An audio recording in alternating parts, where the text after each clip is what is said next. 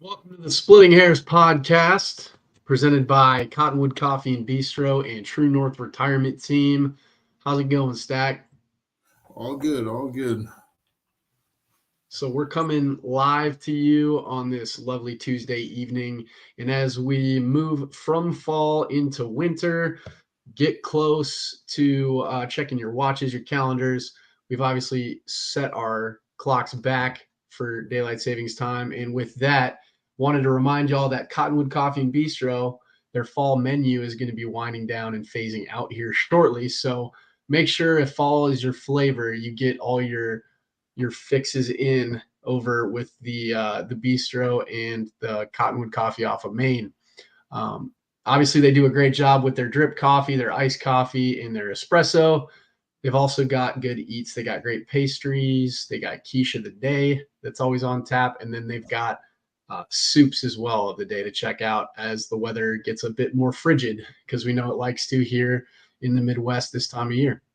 Also, don't forget cottonwoodcoffee.com so that you can get your subscription direct to door. And then any orders of $20 or more, they're going to cover the shipping. So go ahead and jump on that offering at cottonwoodcoffee.com. Then I want to say thank you to our other sponsor, True North Retirement Team. They're going to help you get your assets and your finances in line for every life phase you're going into or you're in currently.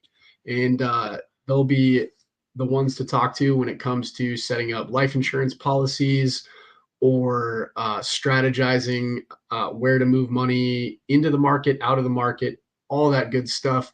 Make sure you check them out at 480-323-5801 for a free consultation. And with that, let's dive right into it, Stack. We got 4 straight and 5 overall in the Dakota Marker matchup. What's that? I mean, that's it's strange. I don't think we've not won more than 3 straight ever in the series, I don't believe. Yeah, I mean, and you can kind of tell, this started, I think, way back in, I think it was 2016 when Jake got that last second touchdown. It kind of, it felt like the team kind of had a different outlook on North Dakota State. You know what I'm saying? Like, back in the day, like it looked like, these guys are unbeatable. There were some games we were playing where there's like 5 O-linemen that are going to the NFL, and you got, it just seems like just the talent gap is just absolutely gone, and then almost going the other direction now. So, now South Dakota State's one of the NFL running back and a NFL, multiple NFL linemen, and their D-line's winning in the trenches. I can't say, I'm not surprised at all that the game went exactly how it did. I thought Cam Miller did a lot better than I anticipated, because, with how he's been playing this year, he's starting to look like a true North Dakota State quarterback. And I think he's definitely playing his best football. But, if your plan is to beat us with Cam Miller, kind of how they've won the rest of their games this year, that wasn't going to happen. So. Yeah, we definitely, to touch on your first point, have narrowed the gap as it comes to competitive advantage. Historically, early on when we entered into the FCS together, we had the edge. We beat them and wrecked their perfect season in 2007. In 2006, they got us in the Fargo Dome. We were kind of depleted, had won 7 straight games, which was our longest winning streak, want to say ever, except dating back to like the 50s or the 30s or something when with Ralph Ginn. I think he may have had an 8-0 or a 9-0 team, but anyways, 7-0 run in 2006, and then lost the last game of the year, which would have won us a Great West Conference title back then. Dating myself again, as I typically do on the pod. But then in 2007, they beat Central Michigan. They beat Minnesota.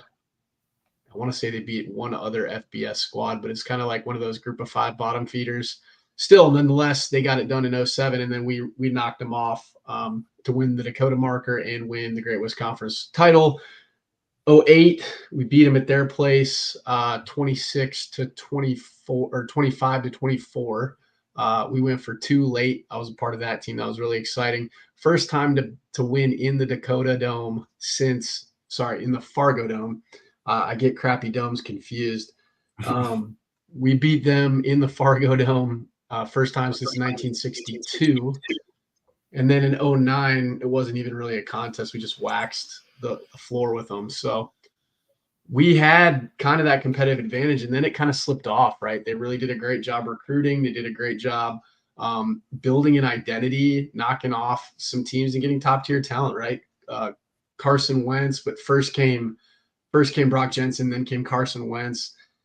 They really established it with offensive linemen. They had Joe Haig back in the day. They had obviously Cordell Volson. Excuse me. They had Dylan Radins. Obviously, they've got or Randunes. I don't know if I'm pronouncing that correctly. I apologize to him for that, but they had a lot of quality talent, right? And their MO was exactly what they tried to do, and it kind of got exposed because of the nature that they find themselves in here with not a lot of I don't want to say just they don't really have that playmaking guy like a Christian Watson or a Ben Ellefson or a Libkey, exactly. So when you lack that, and really they've not ever really had a 2-minute presence. Easton Stick could bring him back in 2 minutes. Carson Wentz could bring him back in 2 minutes. He did that in the national championship game against Illinois State in 2014, but they're not built for that. Clearly, they're not built for that. And Curtis Riggs on the broadcast. I know you were there in person, right? Yeah. Were you there you were there in person? Yeah. So Curtis Riggs on the broadcast kept harping on the same thing. I was thinking, like, why is he not trying to give his receiver, Zach Mathis or whomever, a chance to make a play on the ball downfield? Now, granted, we were locked up in coverage pretty well throughout the entire game, but still at some point, when you're down 17 plus 21 points, 24 points, whatever the case, you need to try to make a play and not just with your legs. You're not going to beat the Jacks by scrambling with your legs down three touchdowns when you're literally working against the clock. And these little dinky and dunk plays, while it's kind of like death by paper cuts. It's trying to enter into a battle with a juggernaut with paper cuts, and that doesn't work, And that's no knock against Cam Miller, because like I said, I mean, you hit the nail on the head. His ability to extend plays and really will his team to even be in the game. I mean, I don't know about you, but if they don't have Cam Miller, I mean, he had 97 rush yards, I want to say. Yeah. He had 167. Yeah, he had 167 pass yards and 93 rush yards. So yeah, without Cam Miller, they're in trouble, I think. And kudos to him. I think he's improved his game a lot in the last 3 years. And even though they're not winning national championships right now, I think he's become a better football player than he was when he first got there. So kudos to him for sure. Yeah, definitely. And even though we kind of got what we wanted at times, I do think their defense was swarming. I mean, they made a lot of plays that I didn't necessarily think they weren't capable of making, but they kind of surprised me a little bit in terms of their tenacity at the point of contact, which shouldn't have surprised me. Just kind of watching them get kind of caught guessing or sleeping or what have you in contests against UND and South Dakota. It kind of shocked me that they rose up for this, but I should have known that. I knew better than to think it wasn't going to be well contested early. Anything that stood out to you defensively? I will say, I thought, they were a little depleted at D-line. And I thought the guys that were playing did come out to play. Like I said, Eli Mostert made a few plays. And even like in that goal line stand, I was surprised that, they kind of made us work for it a little bit. You know what I mean? And, right. Kudos to those guys. But, I mean, you already know when it comes to our offensive line, it's only a matter of time, right? And Mason McCormick and all those guys kind of showed you, like, on that third down, like, okay, like, we had enough of this. We're getting in the end zone now. So, but for what it was, I did think for a depleted D-line, they held their own to some degree. Yeah. At worst, they allowed some of their linebackers to get back there and flow around a little bit. Logan Kopp made some plays. I think he was flying around there. Young made some plays. So they were in the mix to continue to make the game competitive and to try not to let it fall completely off the rails. I do think, early on their scripted series, I think they took the first drive about 7+ minutes. I want to say it was like a 7-minute, 20-second some drive to start the game, which really, 7 minutes, 16 seconds. Big missed PAT, which, didn't really matter in the long run, but it mattered at the time, just for a little mental boost, I would say. Yeah.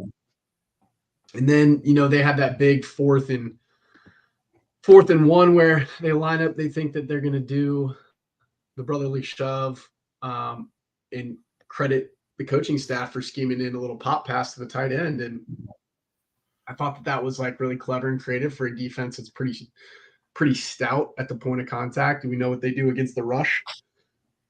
Caught us guessing. And honestly, though, that was their biggest pass play of the game. Yeah. And, for games like that, for plays like that, like your safety, you're probably fitting in the D gap or something like that, right? Like if it's a 4th and 1, right, and they're running a dive, it's probably not going to hit in the D gap, right? So no, you're sending the house, man. Like you know what the scenario is, right? Yeah, right. So that's a play that I know we're capable of making. And I'm already knowing Coach Raj and all them are probably already on whose ever nuts it was. I think it may have been Tucker, but yeah, like we got to stay home for those, gang. But for what it was, good play on their part. Execution was good, so we'll give them that. Yeah, sometimes you got to tip the hat, right? Like they're gonna have the offense called to perfection, the defense. We did the same thing to them. It kind of reminded me of, all right, little taste of your own medicine with the Tucker Craft touchdown from Pierre Strong, snap between Chris's legs in the 21 Dakota Marker game. Yeah. So I'm saying, man, whether it's the fumble Rooski that we ran on them in the playoffs, that they've run on us before in the Fargo Dome, or the pop pass to the tight end that we did, like that I just mentioned, or the one that they just did, there's always some type of trickeration or little gimmicky play to anticipate in a game like this, especially when it's close early. So kudos to them for getting that one. I think the big thing outside of them not stretching the ball down the field, from my perspective, was the turnover battle. Obviously, like we got the one coming right before half or right after half, actually. Can't remember which one it was. Adam Bach again dislodging the football just like he did in the 21 contest. He hasn't been playing as much, but man, he's really made his impact felt when he's on the field, right? Just gives that mental boost to everybody. Obviously, he runs sideline to sideline, probably the best, if not one of the best on the team. And then just giving everybody kind of that added juice to know that your leader is out there on the field with you. I thought it was pretty impressive. But then, there were several plays out there where Cam Miller did throw picks. Obviously, the one to Graham, and then again he threw another one. Yeah, the one-handed Graham that got tipped. And then shout out to the law firm for picking that one. And then he also had one to Jason Freeman again. So that's his Jason Freeman. He must be seeing him in his nightmares. You know what I mean? For sure. But Cole Payton didn't attempt to pass. I think they were pretty much dead set on letting Cam ride out the show. He rushed 20 times, or roughly, 17 times for 100 yards total, lost 6, so 93 net rushing yards. And then in terms of passing, again, 18 of 29, 167 yards, 2 touchdowns and 2 interceptions, and his long was 23 yards. So when you have a fumble, 2 interceptions, obviously we're in no-fly zone in the secondary this year, and we continue to just lead the subdivision in takeaways through the air, which is incredible. I think that was the big telltale sign. Obviously, ball security, because we lost the time of possession game. It was like, I want to say it was like 4 minutes total differential. Yeah. But lost the time of possession game. They did a good job just eating up clock, especially late with the QB scrambles for 4 yards here and there. But excuse me. I I think overall, just ball security and their inability to drive the ball down the field was the difference. What are your thoughts? I think overall, one thing that really stood out to me is their secondary is really not like, and you're not trying to just like crap on people, but like their secondary is not what it used to be. I think that and their O line are like the two big positions where like they usually excel, and right now they're kind of not. So their defense is suffering on the back end, and then up front, I think their offense is suffering a little bit because in the past, like North Dakota State could rush for 400 yards if they wanted to with the guys they had up front. And then with the in the secondary, you had your guys like Trey Dempsey, even last year, Tutsi, I thought was a really good football player. And like they just kind of don't have a guy like that right now. And maybe, that comes from experience to the season. Someone may get to that point. But right now, like they don't have like a dude in the secondary. And I don't think they have a dude at linebacker either. And that's what's kind of screwing them on defense, I think. Yeah, Cole Wisniewski is a good player, right? But Michael Tutsi obviously made a lot go back there. But I think we even started to surpass him in terms of competitive advantage with our offensive players. And I think that started to show, especially in the title game and especially in the second half of the 2022 contest. One of the other things of emphasis is it got a lot of run in the beginning of the week, how many super seniors the Jacks had. But I just found it funny that North Dakota State had more. I want to say they had 36 total upperclassmen returning. And so I think it's like when you break down all the numbers, you can talk about experience all day. When you look at the Ivy League guys, they don't even redshirt and they don't leave early. So they got plenty of experience, and like they're not blowing you off the charts in terms of statistical production. I mean, there's some good Ivy League schools, but you get the picture. You still got to actually have the talent, in the cleats doing the work. And I think our talent is shown. It is tops in the league. That doesn't mean that there's not certain matchups that are going to be difficult down the road or even in the playoffs. But that being said, overall thoughts and impressions before we flush this one and move on. I thought thought the defense played really well, missed tackles, whatever. But, I think overall, like when it came to nut cutting time, like those guys were playing ball. And our offensive line was just mauling people. Like you cut that film on, if you're a D tackle or if you're a safety, you're like, oh God, I do not want to see that. You know what I'm saying? So I think in the passing game, I thought was really well executed too. I thought the Yankees made a lot of great plays, and their movement after the catch is kind of nuts. Like it's the best that we've had, and I think it's the best I've seen in the subdivision for a long time, and it has been for a long time. I don't know any.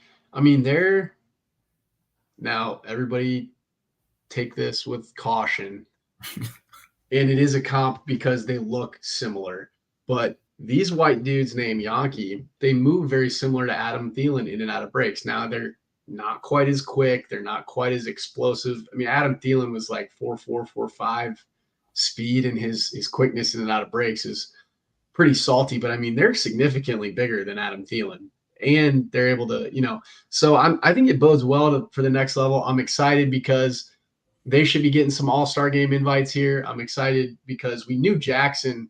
I mean, for a while, I thought Jackson was the better Yankee. This year, Jaden has elevated his play to the level of Jackson, if not beyond it, even outside of the return game. He's making his case right now. Like, I don't know.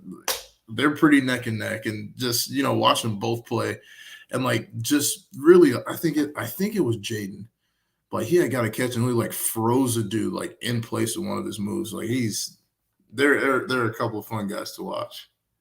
Yeah, and we should mention too. Wildy should have had another touchdown on a beautiful back shoulder throw by Mark, who we got to commend him too. Before getting to the Wildy one, let's talk about that pass on 3rd and 9 to Jaden on a crucial drive. That's the one. That's the one when Jaden didn't even feel the guy, juked him with his back to him by just moving his body position and taking a different angle to the pylon. That was great. Yeah. And then the same thing, same pylon. Griffin Wilde had a back shoulder throw, and really this was a decent play by the defender, but a perfect ball by Mark, and Griffin's got to come down with that one. I know they're going to work on that, maybe using his body to shield more people, but really, really great job. Chris Howard here, thanks for weighing in. Yankees showed power too. I continue to be impressed by their power running through tackles. The Yankees with the ball in their hand, man, I'd put them up against anybody in the FCS. Yeah. And up against a lot of group of 5 players too. I mean, shoot. I mean, I still can't believe they're from South Dakota and we got them. I'm kind of shocked. I'm kind of shocked overall. Yeah, but, I mean, year in and year out, like it's like, holy crap. Like you kind of think like, can these guys get better? Like that's kind of, what I was thinking like when I was graduating, but like every year after that, they just seem to find a new level, and improve some part of their game. And it's crazy. And I think, they get a shot at the next level. Like these dudes might end up being nasty for real. So. Yeah, man. I mean, I'm excited. I'm excited for everybody's prospects for the rest of this season because there's a lot more still left to play. And then obviously the future looks bright, I think, for a lot of opportunities, whether it be through free agency or even potentially in the draft, depending on how their stock continues to rise. But you brought up a couple other things I wanted to mention because it stuck out to me pretty blatantly on Saturday. And that was, and you tell me this because you're the true defender here on this podcast.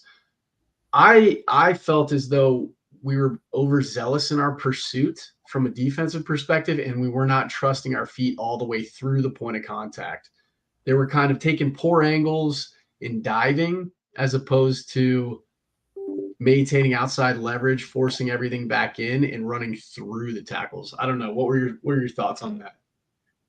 I think what it is it's a big game, and you're hyped up, and a lot of guys are just going for the kill shot. You know what I'm saying? Like you want to go for the kill shot, look up, flex a little bit, and sometimes it's a lot less cool, but like you just gotta, however much you weigh, get there and just put that like 220 on them and just fall down on the ground. You know what I mean? So, I mean, every tackle don't gotta be one for the highlight reel, and I'm sure they all know that, but sometimes you kind of get caught up in the kind of emotions of, like I see him and he don't see me.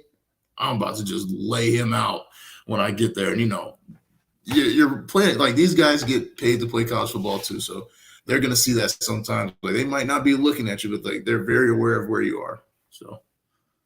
No, exactly.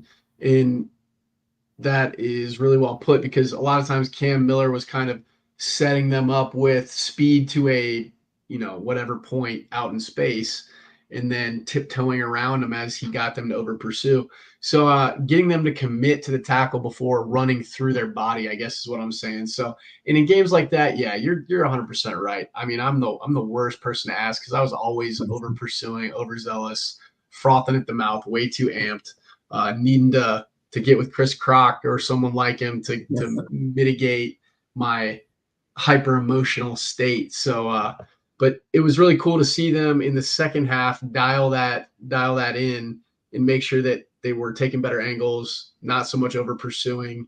And then same time, again, credit Cam Miller. Do you know a better scrambling quarterback than him?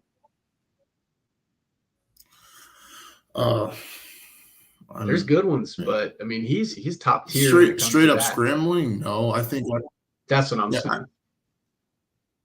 I still remember his true freshman year. Yeah, no, he is for sure. I still remember his true freshman year when we played on Fargo.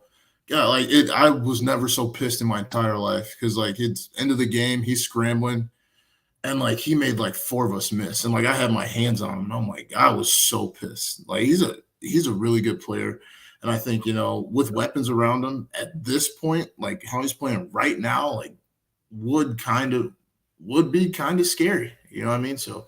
I mean, respectfully, he has elevated his game, but I will say respectfully, he doesn't press the ball downfield. And I'm glad, respectfully, I do think he's a really good player. I think there's a lot better quarterbacks because if you're not going to let it rip downfield, you either don't have the talent to let it rip downfield, or you're timid somehow. You got to let your guys go make a play. So exactly. I mean, I'll take anybody all day running around scrambling for 5 yards, because that means they're running like 15 to 20 every play. So and this is a good point. This is a good question right here to that fact. Lauren, I appreciate your question here. For those just listening, can Sluka give us fits? I think Sluka can give us fits, but if you see what's happening to Holy Cross in Sluka's absence, because he's been injured the past few weeks, they've fallen off quite a bit. So I think that tells you, like, not only are teams one-dimensional and the Jacks favor that, and it turns out advantage Jackrabbits, but also if he's not in the game, that is the advantage for Holy Cross. Yeah. What are your thoughts, Stack? I think a lot of it is like Sluka last year. I think he kind of came out like playing at a much different level than he did when we seen him before. Because, like, honestly, when we saw him in the COVID drill, he just kicked the crap out of him and was just like, all right, balance. And I think, he was playing at a whole different kind of level. I mean, he had got a whole lot better since then. And, I know they weren't overlooking anyone and they weren't taking anyone lightly. But when you go from, like, how he was playing before to, probably the best running quarterback in FCS, like, that's a big jump. And that it's not like they just give us fits. Like, Sluga's giving anybody fits. Boston College. Yeah, it don't matter. Like, wherever you're playing, he's going to be the guy. So, and I wouldn't say Cam necessarily gave us fits. Like, he made exactly. He made some good plays, but, like, he was very much like contained, in my opinion. Yeah, he was wrangled in pretty well. Like, he wasn't doing nothing too crazy, in my opinion. I thought the Southern Illinois quarterback gave us more problems than Cam did, honestly, on the ground at least. Yeah, I mean, over the years, Nick Baker's certainly been one to give us fits, I think. But that's a good question, Lauren. I appreciate that. Sorry, man, I got to drive through. No, you're all good. It's getting cold, though. I feel you. That time of year. It was 85 degrees here today, bro. I don't know about cold. We don't know what cold is. Woo! It's a dust in the air, bro. It's a dust in the air. Everything's under construction in Texas, but the Jacks fans are going to find out about that here soon enough back in Texas, right? Yes, sir. So speaking of that, speaking of going on the road, I think it's a fair point to potentially transition. Any other thoughts? Zay went for over 100 again, just doing his thing. Yeah. Nifty, great drive on the first scoring drive, like nifty move. Just putting some people's jocks out there on the field with a little shimmy. Great stuff. What do you think? What did you see overall? Overall, I mean, yeah, Zay being Zay. One thing I want to point out is kind of the special teams play. Well, the impact that the defensive line had on special teams this week, I thought that was huge. 2 blocked, what was it, a PAT and then a field goal. I think Ryan blocked the first one and then Jared blocked the second one. I think that's just huge. You have 2 different guys making plays like that. And that's something that teams are going to have to practice and worry about because, I mean, those are big dudes. Ryan's like a true 6'5", and I think Jared is too. So, just seeing guys making plays all over the field is pretty dope, especially, guys that you play with. So it was cool to see. Yeah, that was really awesome. I didn't even realize the first one was blocked. I think I went to take a leak or something. Yeah. Just expecting it to be automatic or a non-factor. So that's awesome. So we got 2 block kicks. We definitely have to harp on the stellar performance that Hunter Dustman put out there. Obviously, the Missouri Valley Special Teams Player of the Week. Career high 4 total field goals. Hit a 44-yarder, which was clutch. I think he had a 26-yarder, 21-yarder, and a 28-yarder. But either way, just stellar job on his part. And putting them all out of the back of the end zone, too, not really giving that. Exactly. 6 touchbacks, not giving them a chance. Well, they did have 1, which we need to talk about. Hell of an effort by Tucker. But that's twice now we've given opportunities for returns this year. One being Montana State in a game that could have, that really caught, like that allowed them back in the game. Yeah. that was the play that got them back into the game. And then at this NDSU one, that could have been a huge difference maker if Tucker doesn't force him back to the inside. Because then I think it's like they're only down by a score at that point. So shout out to them. We'd be remiss if we didn't touch on special teams. Hell of an effort. You see why, if you're watching this, you're a recruit or you're someone who's currently playing or whatever, you see why special teams is such an important factor in the game, and it really needs to be taken with the same level of seriousness that you take offense and defense. Because special teams, you could essentially just say special teams won us that game. Blocked field goal, blocked PAT, the fact that we didn't allow that score on the kickoff, and then everything Hunter did, that won us the game. That's special teams, you know? If you take away the 12 points Hunter had, what did we win by? What was it? We won by 33. We won by 17 points. Take off the 12 points he got. That's a completely different game, right? Yeah. So, I mean, that's crazy. Yeah. Special teams, man. Even though sometimes I can't stand that shit. Special teams. Good stuff. Well, now we'll transition to the road, like we were talking about. It's our final road contest with a team that we haven't played since the spring season, since you were in pads. So we're going all the way down to near Pittsburgh, Youngstown State University in Ohio, the Gwins, the Penguins. We're going to be playing at the Ice Castle. Do you have any memories playing at the Ice Castle that you would like to share with the crowd?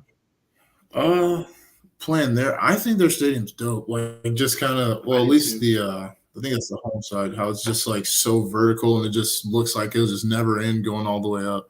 Yeah, I think it's one of the cooler stadiums in the conference for sure. Better than, all the domes we play in. So, memories wise, I think that game where we came back and I think it was 19 where Don had 19. That pick to kind of, Don kind of had that pick to kick off us, making a pretty big comeback against them after I think that game, the game before that we played there, they laid it on us pretty good. So, I think that was my favorite memory there. Or last year.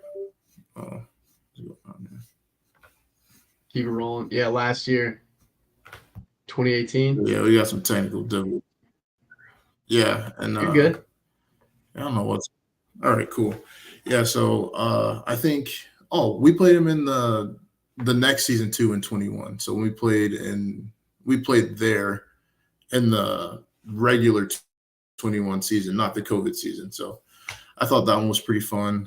That was the one where Adam Bach had a pick six, I think, and that was the first time I seen him celebrate. And he did one of these on the way to the end zone. So I think that's probably my favorite memory. I think seeing Adam Bach that was pretty sweet. I think that was a blocked PAT that he returned for 2 points.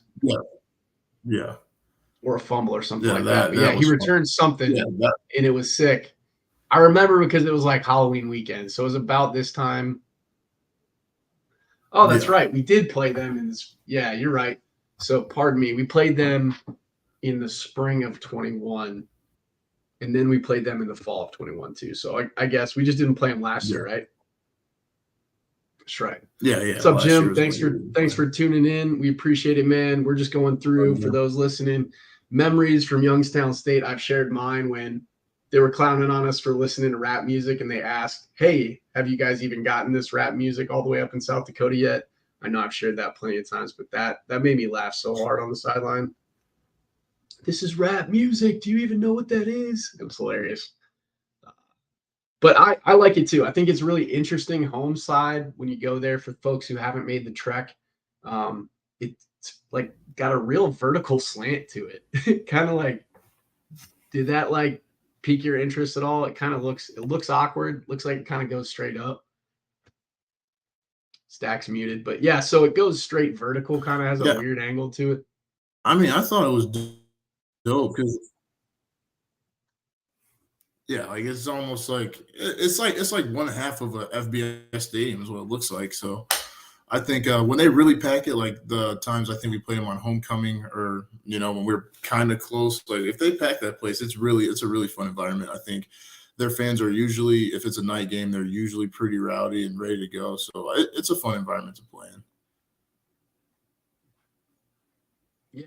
Yeah, and as it should be this upcoming weekend because they're a good team, right? They're 6-3. There's a lot of 6-3 programs in the FCS currently. I believe they're either receiving votes or they're ranked 22nd in some polls or 24th in others. So they're in the mix there in the 20s, which is really all irrelevant because now they're playing for a chance to knock off number one, really improve their playoff positioning, right? And they're really fighting for their playoff lives because after this, they don't play, they're not going to have to play a number one seed, but they're going to get a chance to potentially play someone else to get into an at-large bid if they drop this one. So everything's riding on this game for them. Historically, they've had good talent, right? The Fighting Pellinis, like you're talking about in 18, I know they took it to us. We were not expecting to lose that game. Yeah. And that was our only other loss in conference besides NDSU that year. So it's pretty wild. Yeah, And then they've had a lot of good talent through the years. Like I remember, I think the dude's name is Derek Rivers. One of the like, yeah, he looked like a true like NFL D lineman, like playing in college. And I think that year both of their DMs got not drafted, but they both ended up on NFL rosters through the year. So they've had historically good talent. I think that quarterback they had in 21 was.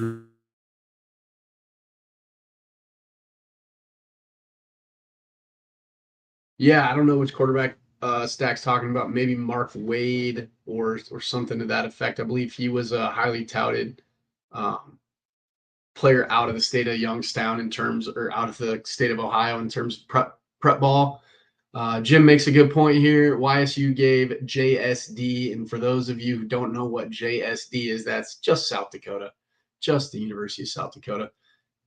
They played them tough, and then they gave them a run for their money, and then they thumped SIU, right? Youngstown State, 31-3, took the old boys from Carbondale to the woodshed. So not a team that you want to take lightly. And then obviously in 21, the reason I brought them up,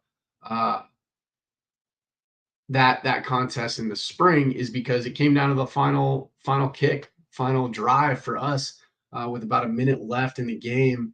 Cole Fromm, if you guys remember him, booted a big one to put the Jacks in number one seed positioning to finish out that spring slate. Stack, you doing all right? You back? I'm back. A little technical difficulties there. I'm figuring it out though. We're just going back through the 21 season and kind of how that played out. You were a part of that game. Mark was kind of trying to find his stride, had a really great game against Western Illinois. I want to say before that, was trying to really develop some chemistry with his receivers and things of that nature. Talk a little bit about what it was like in that spring contest before the fall contest in 21. In the spring contest, the game wasn't supposed to be that close. It was actually my fault that they even scored a touchdown. I think their first touchdown, I got a little overzealous, and Coach Smith was pissed because I had just lied about it and told him it wasn't me when I came to the sideline. But I was supposed to be in the B gap, and I saw him going to the A gap. So I countered across, and then he took it for 6. And I came to the sideline looking like, man, like, bro, who was that? Like, shit, I don't know. But that game was fun though. I think that was the one where I had the fumble recovery thanks to Tolu. I appreciate you, man. The sack, he had a sack at the end of that game. So it was a roller coaster of emotions because I was pretty scared because I'm like, dude, if we lose this, like I am in for it on Monday. And Fromm and Tolu kind of helped me out there and iced the game for us. That's right, man. And that he that took off is not just a regular he. Some might say he's him, because he's in the NFL right now, and that is Jaleel McLaughlin, who is a D2 transfer up to Youngstown State, which is pretty impressive. And for those of you who don't know the full history on Youngstown State, I'm not going to pretend to know all of it, but they did bring over the former Cincinnati special teams coach. So obviously the head coach of Cincinnati, Luke Fickell, who's now at Wisconsin. He had a solid special teams coach who's from Youngstown, has coached for 20 plus years, the FBS level, group of 5, and then, made different stops here and there. But he said he was sprinting home to coach Youngstown State. Looks like he's really turned the culture around there. I know they play a hell of a lot harder, Stack, than they played hard under Pelini, but it's different. It seems like they played more discipline. I don't know. What's your take? Did you notice a difference between Pelini's squad and the new guy? I think with the last couple times we played them, like after Pelini, it seemed like they were a lot more like organized. Like it felt like they believed like, all right, like we got a chance to like actually beat these guys, like not just playing to make a big play and like look to the sideline and all that kind of stuff. Like it felt like we were playing more of like an actual team. And I think, rather than just like, individual players like in the past, like they would have like a good running back or a really good D tackle or good D ends. Like now, later it kind of felt like you're playing a better cohesive team. So, and I think he's got him believing that like, we can make a shot at this. You know what I'm saying? Like he's probably looking in the past, like we beat these guys when they had Dallas Goedert, right? So like, what are we scared of now? So it'll be interesting to see how they kind of approach this game and to see, how they kind of, because the Jacks will get their points. So like how they kind of respond to something like that. Yeah, that's what I'm kind of curious to see take place on Saturday. Their losses were to South Dakota by 3 points and UNI by 3 points, 34-31 and 44-41 in both those contests. So when you look at that in terms of being able to score with decent, South Dakota has a solid defense. I think they're second in the nation, or second in the conference, which might be second in the nation at this rate in terms of points surrendered. I know we're at like 11.6 and they're at like 13 or something like that, maybe 16, something to that effect. And then you look at UNI, what they've been able to do since we pounded them. They're just on a tear. Granted, they're running through kind of the lower ranks of the Missouri Valley. They're still doing their thing. You know what I mean? They got to finish up with North Dakota State, and it'll be interesting. I'm looking for them to scheme us a little bit differently, to try to keep us on our heels, and throw some stuff at us from a defensive perspective that we're not necessarily accustomed to seeing out of them. What are your thoughts on that? Yeah, I believe so too. I think they're going to be really focused on stopping the run. They always pretty much have good athletes in the secondary. They'll probably be like, hey, like you're not going to beat us with Isaiah Davis. Like we are not going to let him run for 200 some yards. Like you guys want to beat us, you have to beat us through the air. And I like our odds with that, but I think that's a smart move. They're like, okay, like. Because like your running backs are proven, and so is our. I think they would prefer that, don't you? I think they would prefer to try to force us into a passing contest. Now, good luck doing that and making that work. I'm sure a lot of teams would like to force us into throwing. A couple things that does is it extends the game for their offense, right? Yeah. It prevents us from just grading down on their defense and eating up clock in winning the time of possession game. And then it keeps their D fresh, and it allows their offense to get an opportunity to do what they do with the ball. So Jim makes a good point here. They came back, game was tied. They were down like 14 in the fourth, came back, and they lost on a walk-off field goal. I think the interesting thing about that game, you and I were talking about it in the preview for USD, how sloppy that game started.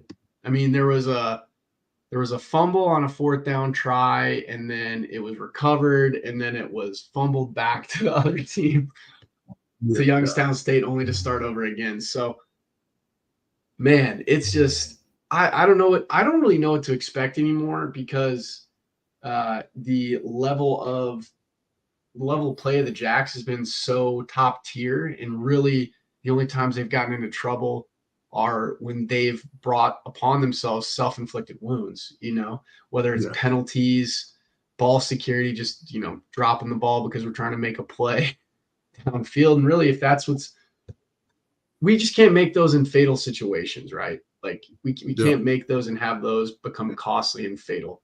In my opinion, I think that, again, it's going to take another Jackrabbits effort to beat the Jackrabbits. What are your thoughts on that?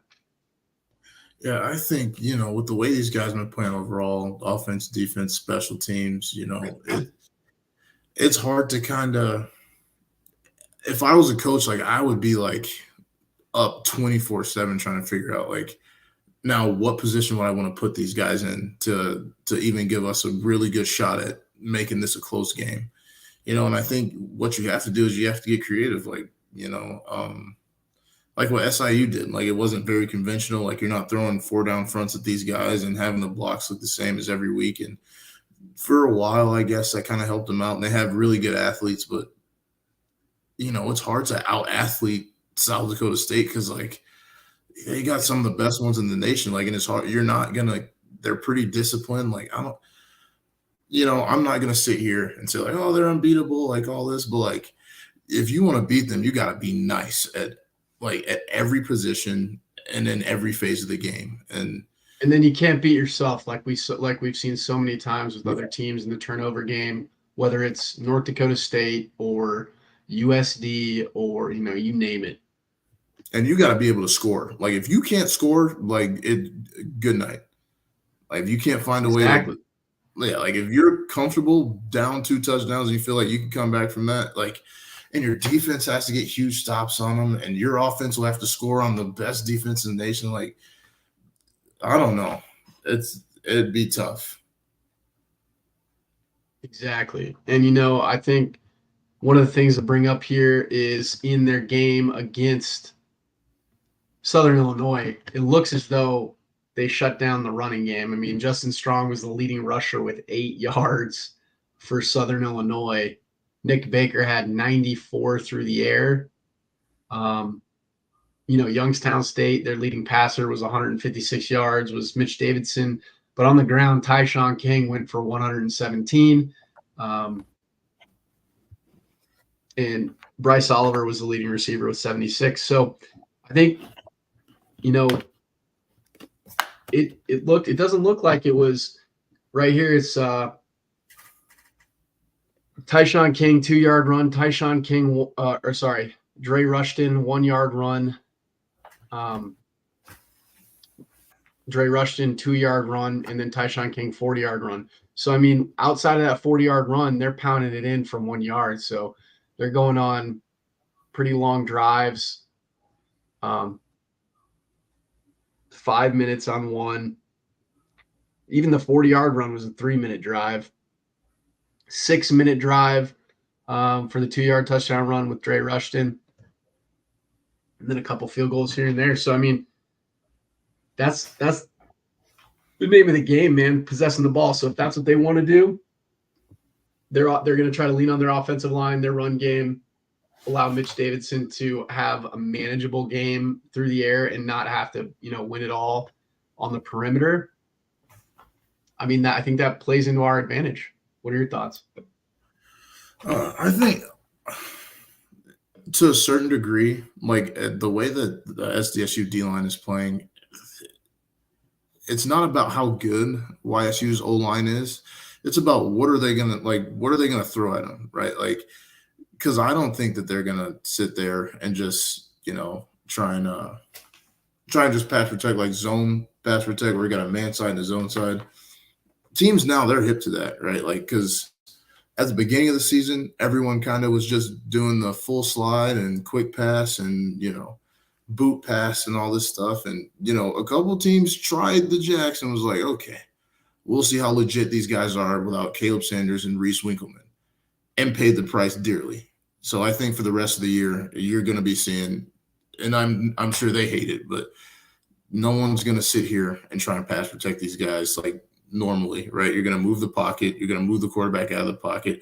You're going to do, trick passes and like this kind of stuff. And I think in the run game, with how our interior D line has been playing, because I know in the past they usually run a lot of gap scheme, they run a lot of counter inside zone duos because their O line is usually pretty big dudes. Like they recruit bigger guys, but our interior guys are just as big as some O linemen now. Like you look at Ryan Van Marl, he's like 6'5", 290, probably a little heavier than 290. He probably wouldn't be happy I said that, but like I don't.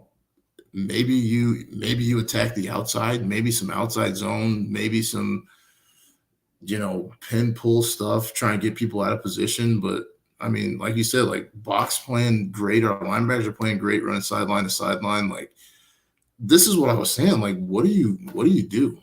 You know what I mean? They're gonna have to try to force turnovers. That's a great point. I mean, they're just gonna have to try to force turnovers, which if I'm them, I'm gonna try to scheme us to be a passing team. And I mean, we've seen Mark's not afraid of that. And I think maybe they're trying to, if you're attacking the Jacks, how would you would want a combination of quick 3-and-outs and forcing us into passing situations where we're just off of our spots.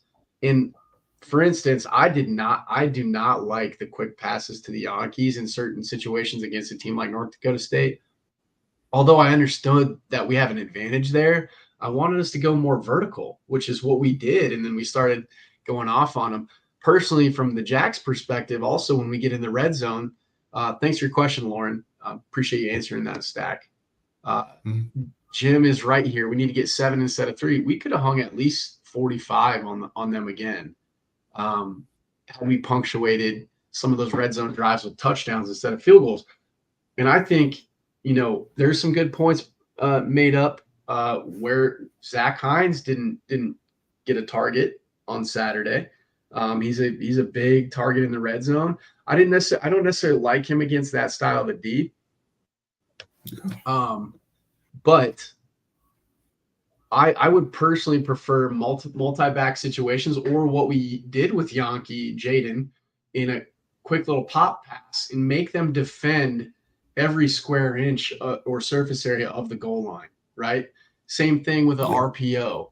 Make them be disciplined and use angles, almost like the triangle offense in basketball. That's why the option is so effective down near the goal line. For those of you who don't know what I'm talking about, like just envision having to defend and take the air out of the play, meaning squeeze down space, and having to tackle a running back on a dive, but then also have to account for the quarterback who's Mark, who will truck you at the goal line, and then having an option where he can pitch, and then you got Mason leading the way on a pull if you're pulling on an RPO, and he'll run your ass over like he did and say some nice things to you on the way up, on the way down. Man, that play, dude, because I had to rewatch it for that because I was on the other side of the end zone. But dude, I wouldn't want to be that safety. And like, being a safety, kind of having to fit that play, like that sucks. You know what I mean? Like he's not about that. Like that would suck for a DN, but like for asking a safety to do that, I don't know. I mean, he's giving up he's probably giving up 100 pounds at least. Yeah. And and a full head of steam. And I will say this, Mason's pad level looked better to me on Saturday. Like especially around the goal line, like, because there were several times where even they highlighted it on Midco's broadcast, he wrecked the defensive end or the linebacker flowing over the top, and he created plenty of space for Mason to just hit it to the point where for Isaiah to just hit it to the point where Zay was literally finding him and like hyping him up because he had that great vision where he could see that crease. So Mason was in contact, man, and he let him know about it too on the way up. And that's like my favorite part of football, right? Like you make a play, like, obviously, you don't want to be, like a jerkweed or anything, but like it's sports and they're young. Like sometimes you gotta let it run high, man. Yeah, like if you did somebody bogus, like they gotta know they just got done bogus. Like I'm not gonna give you a high five, right? Like Coach Stick's a nice guy. I'm not. Like, bro, don't ever let me do that to you again. Exactly. And I think it's so funny how a lot of people on this broadcast they constantly look at Jimmy like they don't know what he is. It's like, bro, he takes this seriously. Do you take your job seriously? Maybe you're a little bit more lighthearted. There's different personalities. I'm picking a Jimmy to fight with. Like, you know what I mean? If I'm playing football, like, I guess, I don't know. You came from inner city, kind of not inner city Chicago, but, city of Chicago, where they got a little edge to them, right? I came from Atlanta growing up, and then Minnesota. I got to see both sides. It's like night and day. Like, Minnesota nice is a real thing. South Dakota nice is a great thing. The people are awesome. But there is an edge when you come from the cities. There's just a different edge to them. And and I Jimmy comes think from Hamilton Chandler, bro, that had Tyrell Suggs, or Terrell Suggs, not Tyrell Suggs.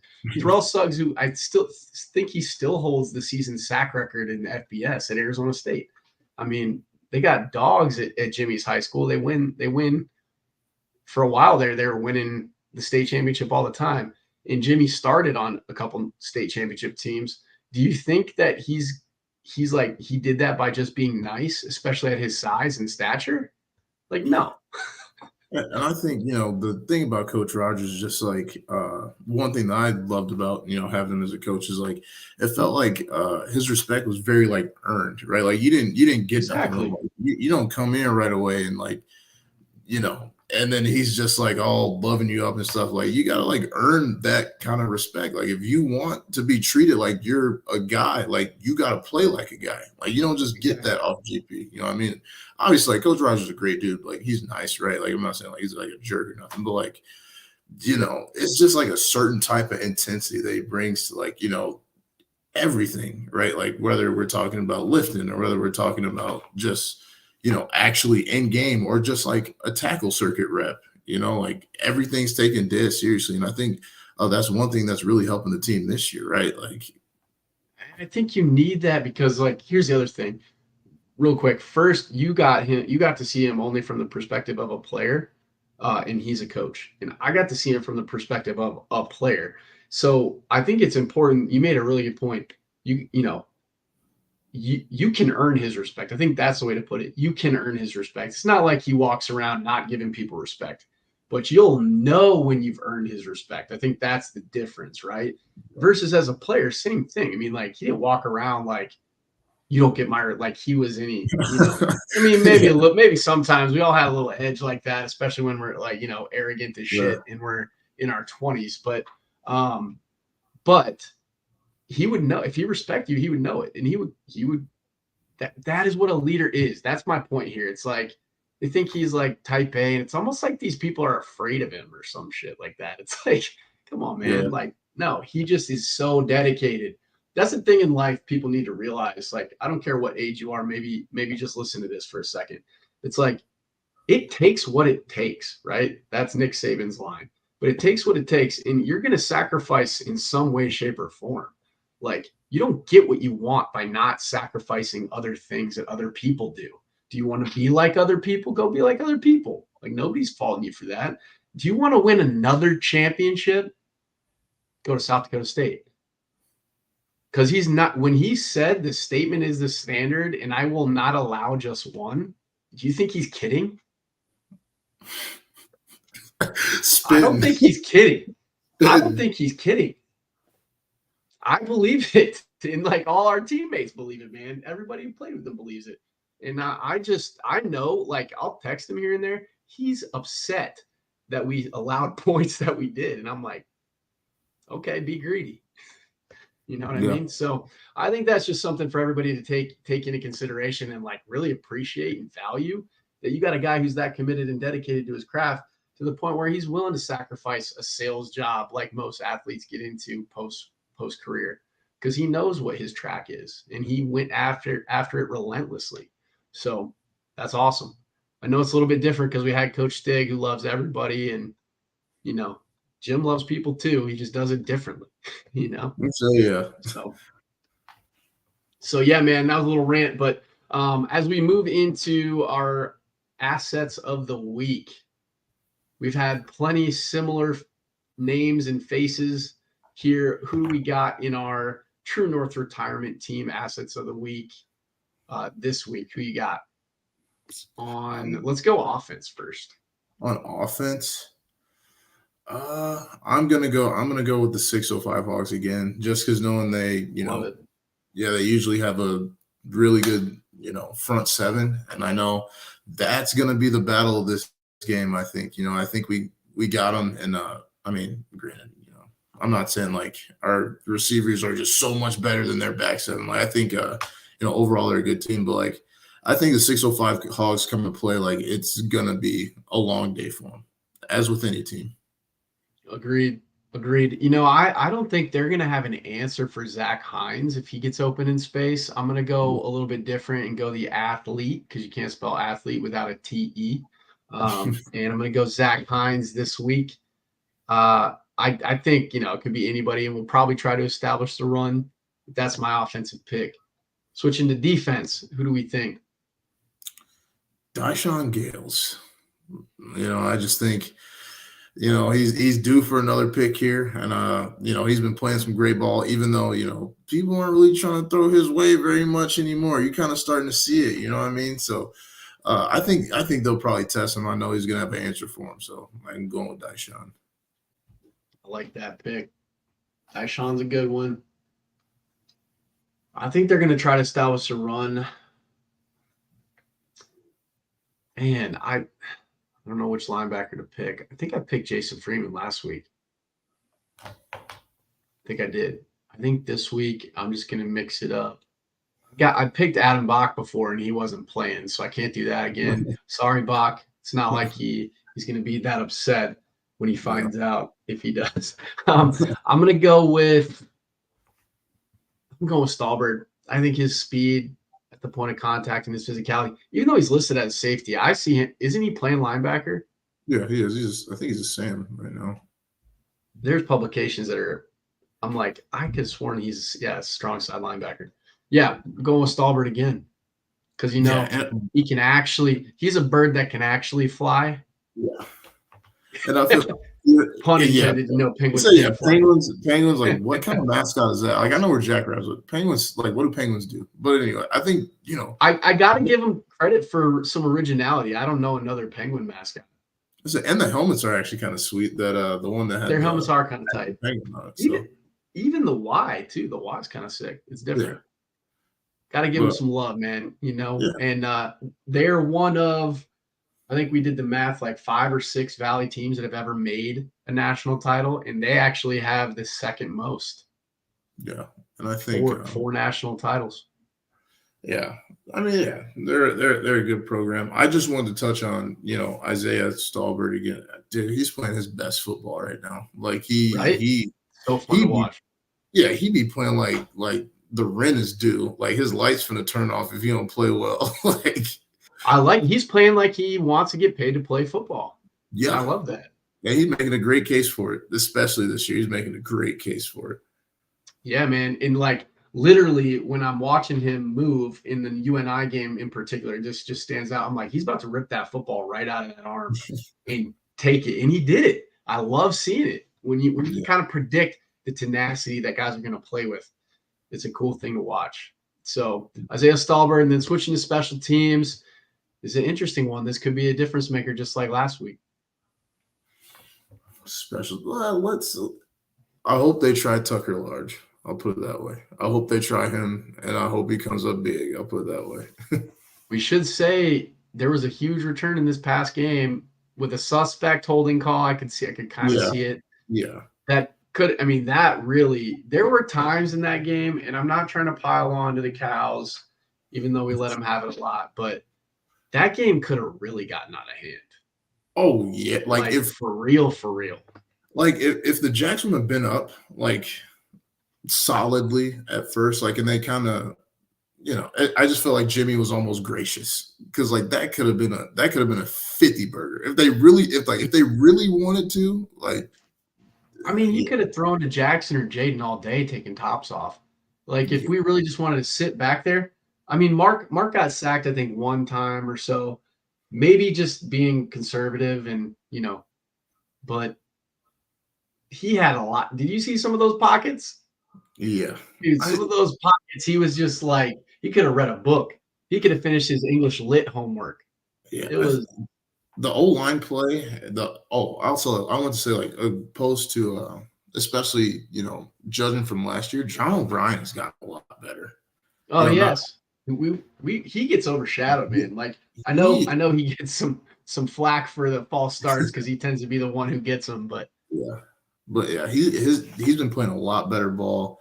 And and you see how versus North Dakota State this year, their defensive end isn't lining up a yard off sides and then also jumping the snap every play. So now John O'Brien doesn't look like he's that bad because you're not DN cheating, essentially. So I just wanted to give him his props. Like he's playing some really good ball this year. dude, so is Gus. That's a great point. Gus is just balling out too. Yeah, Gus So is it's been in Bernstein, like everybody is really upped their level of play. I think, which was the goal, right? You got your 2 6 years coming back. Let's make hay while the sun is hot. What's the saying? Make hay while the sun is up. While the sun is up. Sun's always hot, allegedly. But thank y'all for bearing with us. This was a long one. We had fun just shooting the breeze with you guys. Thank you for all your comments and weighing in with your input. We appreciate you participating along with us as we enjoy the ride here. With that, just want to shout out our sponsors one last time, Cottonwood Coffee and Bistro, Brookings, South Dakota. Don't forget to check them out at cottonwoodcoffee.com. Make sure you subscribe, get some coffee direct to door. Any orders over $20, obviously they're going to throw it on the house in terms of shipping. And, True North Retirement Team, hit them up for a free consultation to get your assets in order and help them set you up for success, regardless of what phase you're at in life. With that, wait, we didn't do predictions. Ooh, almost got out of here without predictions. What are we gonna do, predictions wise? Man, I've been going with like 40 something every week. And I hate sounding like a broken record, but like. So now you're gonna go 50 something. No, I'm gonna say it again. I think 42 to 6. 42 to 6. I like it. Okay, I'm gonna go 47-13. Yeah. 47-13. Yeah, maybe they squeeze a touchdown out of there, little trick play, something like that, maybe. Yes, sir. Yes, sir. Well, thank you all again for listening. Shout out to our sponsors one more time. And with that, make sure you tune in on Saturday at their East Coast time, right? So it should be Saturday. We're at Stombaugh Stadium in Youngstown, Ohio for our last road game. It's at 11 a.m. Is that right? Do we ever play at 11 a.m. there?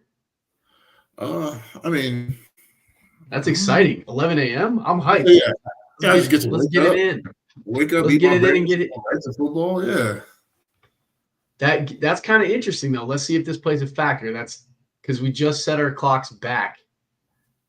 So essentially, that's like playing roughly with only a week under your belt should be enough. But like, it's like 10 a.m.